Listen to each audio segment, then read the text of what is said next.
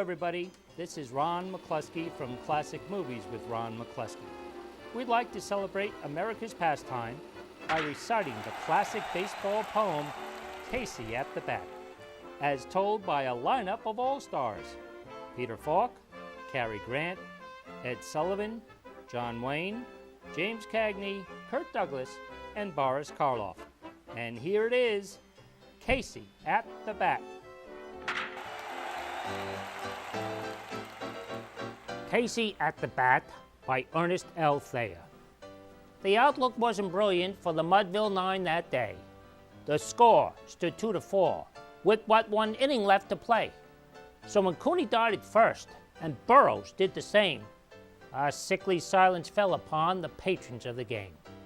A straggling few got up to go, leaving there the rest, with the hope that beats eternal within the human breast.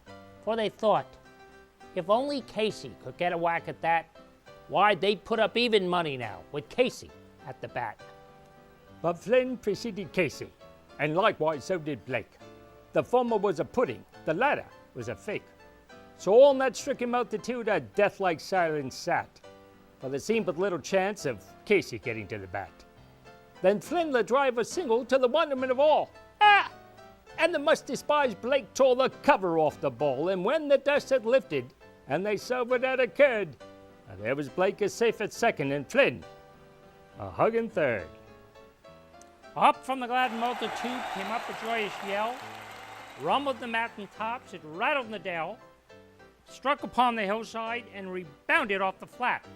For Casey, mighty Casey, was advancing to the bat. Well, there was ease in Casey's manner as he stepped into his place.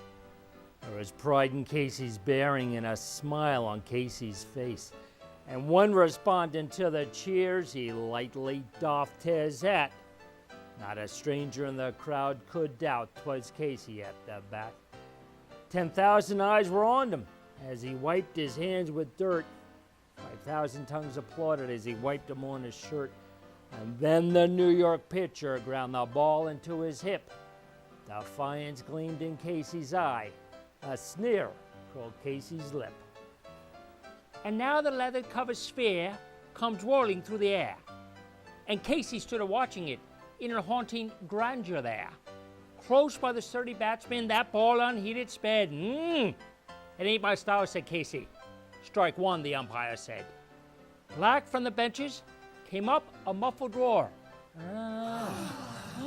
Like the sound of storm waves on a stern and distant shore. Kill him. Kill the umpire. Someone shouted from the stands. And it's likely they had done it had not Casey raised his hands. With a smile of Christian charity, great Casey's visage shone. He stilled the rising tumult. He bade the game go on. He signaled to the pitcher once more the spheroid flew. Casey still ignored it. The umpire said, strike two. Two. Fraud, cried the maddened thousands, and the echoed answered fraud. A one scornful look from Casey, and the audience was awed. They saw his face go stern and cold. They saw his muscles strain. They knew that Casey wouldn't let the ball go by again. The sneer is gone from Casey's lips. His teeth are clenched in hate. He pounds with cruel violence his bat upon the plate.